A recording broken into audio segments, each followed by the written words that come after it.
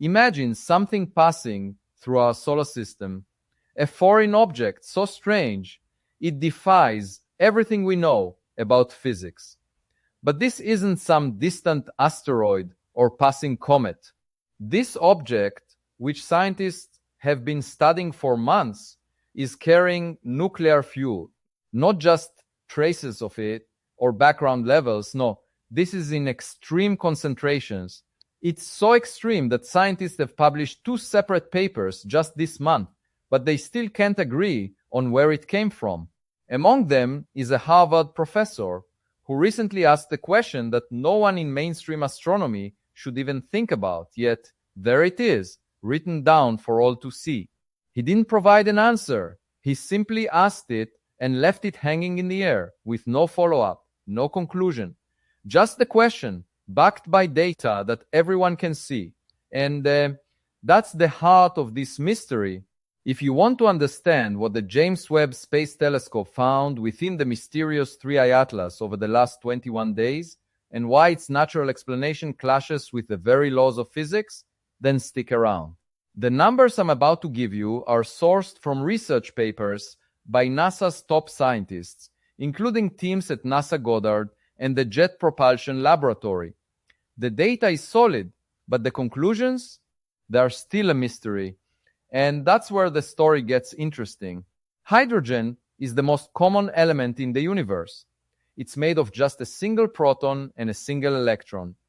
But when you add a neutron to it, you get deuterium, a slightly heavier form of hydrogen. Most people don't think much of it. It's just hydrogen with an extra neutron. But when you pair deuterium with tritium, another isotope of hydrogen, you get fusion, the very process that powers hydrogen bombs and the key to future energy on Earth. A single glass of seawater contains enough deuterium to fuel 300 liters of gasoline, and our oceans hold enough deuterium to power civilization for millions of years with zero carbon emissions. But for any civilization that has mastered deuterium fusion, this element is not a byproduct. It's the most valuable substance in the known universe. Hold that thought, because we're about to talk about what 2 separate research teams found inside 3I Atlas using the James Webb Space Telescope. The first paper, submitted for peer review on March 6, 2026, analyzed the spectroscopic data of the water vapor shed by 3I Atlas as it traveled through our solar system. The team was international, with researchers from NASA's Goddard Space Flight Center and the Jet Propulsion Laboratory contributing to the findings. They measured the ratio of deuterium to regular hydrogen in the water that was being released by 3I Atlas. To put it into perspective, here on Earth, for every 6,500 hydrogen atoms, you get just 1 atom of deuterium. In most known comets, this ratio is even lower, around 1 inch 5,000 or even 1 inch 10,000. But in 3I Atlas, they found something extraordinary. In the water vapor surrounding this object, the ratio of deuterium to hydrogen was 1 inch 100. That's more than 10 times higher than the highest ratio ever recorded in any comet. This is not just an anomaly, it's the highest deuterium enrichment ever observed in the history of observational astronomy. So, why does this matter? Because this discovery challenges everything we know about the formation of interstellar objects. And yet, it's just the beginning. Just 18 days after the first paper was submitted, a second paper came out, and this one is even more startling. This paper, submitted on March 24th, 2026, analyzed a different molecule, methane, a simple organic molecule made of carbon bonded to hydrogen. Methane is often considered a possible biosignature in the atmosphere of exoplanets. In the methane surrounding 3I Atlas, the deuterium to hydrogen ratio was 3.31%. This number is staggering. To understand just how extreme this is, consider the most studied comet in human history. 67 p Churyumov-Gerasimenko. Its deuterium ratio in methane is just 0.24%. 3I. Atlas has 14 times more deuterium than that. And it's not just this comet. When you look at the gas giants in our solar system, Jupiter, Saturn, Neptune, the deuterium ratio in their methane is about 0.01%. 3I Atlas has 300 times more deuterium in its methane than the largest planets in our solar system. That's a massive difference. But what does it all mean? These findings aren't coming from fringe scientists. These are respected researchers affiliated with NASA publishing their work in Nature and Nature Astronomy. And their explanation is one rooted in science. They argue that this extreme deuterium enrichment is the result of formation in an extraordinarily cold environment, colder than anything in our modern solar system. Specifically, they point to temperatures below 30 Kelvin, negative 45 degrees Fahrenheit, a condition that would cause a chemical process called isotopic fractionation, which would favor the incorporation of deuterium over regular hydrogen. This process would lead to the observed enrichment. According to their findings, 3I Atlas likely formed in the outer disk of a very ancient metal-poor star system. In essence, they describe it as a preserved fragment of the early universe, a fossil from the primordial Milky Way. If this explanation is correct, 3I Atlas is older than our Sun and older than Earth by billions of years. It's a relic from the early cosmos that's been traveling through interstellar space since before our solar system even existed. In 2025, it passed through our solar system, offering us a unique window into the past. This explanation is scientifically sound, and it offers a coherent, albeit astonishing, view of 3I Atlas. But there's a problem.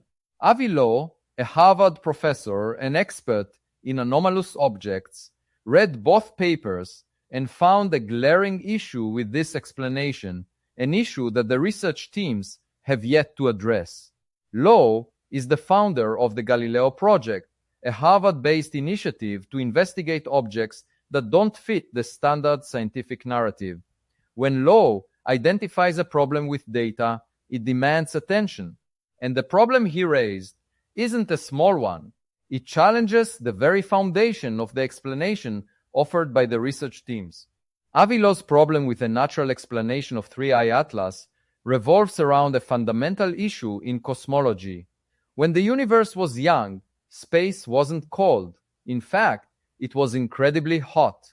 The cosmic microwave background, which is the leftover radiation from the Big Bang, still fills the universe today.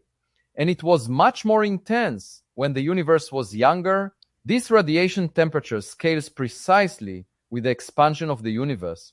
When the universe was around 10 to 12 billion years old, the same time period when 3I Atlas supposedly formed, the temperature of the cosmic microwave background would have been around 30 Kelvin. This was the minimum possible temperature in the universe at that time. So here's the problem. The natural explanation for 3I Atlas requires temperatures below 30 Kelvin, but the universe itself couldn't have been colder than 30 Kelvin at that time. This is not a theory, it's a consequence of thermodynamics. It's a physical constraint that admits no exceptions. A protoplanetary disk forming around an ancient star 10 billion years ago could not have been colder than the temperature of the surrounding radiation. That simply wasn't possible.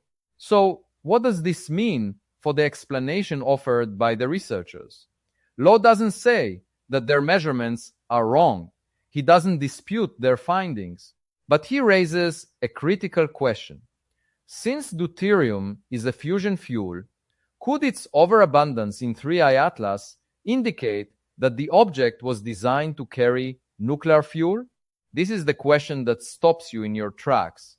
Low doesn't answer it. He simply asks it and then leaves it there. But Low's question isn't the only anomaly surrounding 3I Atlas.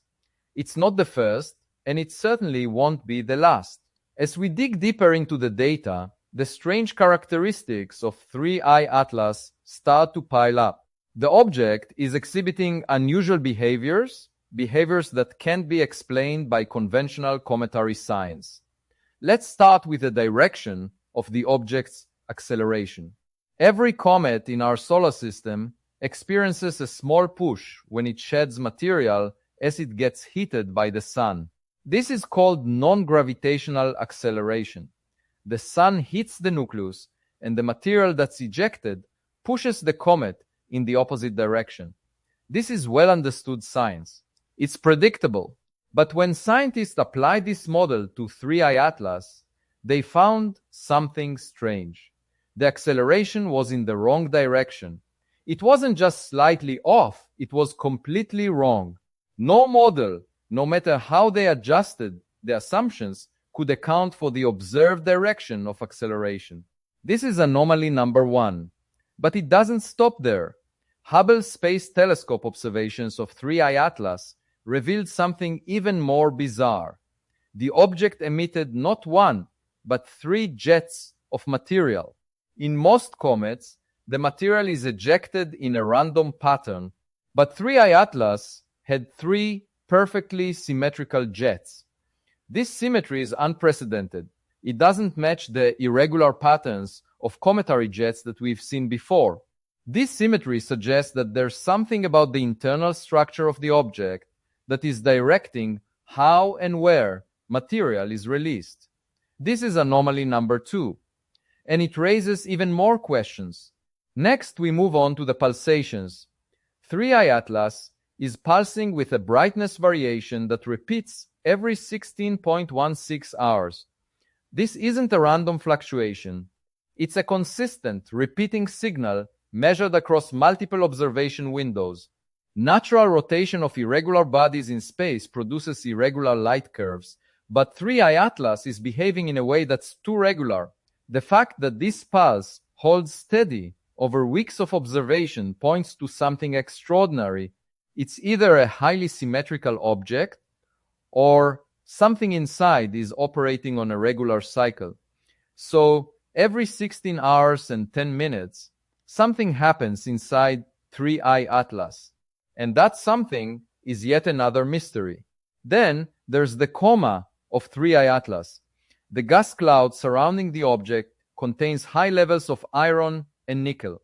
These metals were in the gas phase, which is unusual. For iron and nickel to become vaporized, they need extreme temperatures far higher than what sublimation can produce.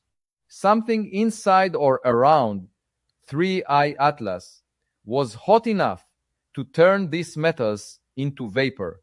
This is anomaly number 4. Now, let's add something even more chilling to the list, a Freedom of Information Act request filed with the CIA.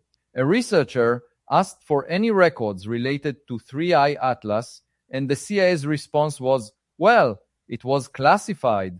They invoked something called a GLOMAR response, which means they can neither confirm nor deny the existence of such records.